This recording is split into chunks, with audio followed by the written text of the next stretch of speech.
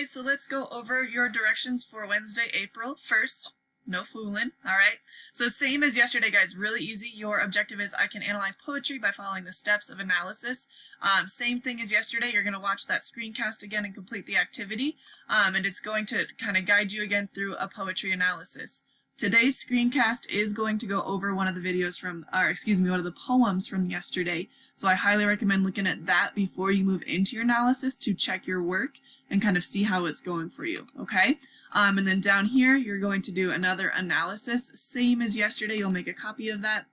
And just the same idea as yesterday, you'll go through those 4 steps after you kind of take a look at these 2 poems down here. And do some different analysis to those poems, okay? So really easy today, same as yesterday. If you have any questions, please let me know and I'd be happy to hop on with you on your document and give you some feedback or some help and let me know how I can be supporting you. Thanks, guys.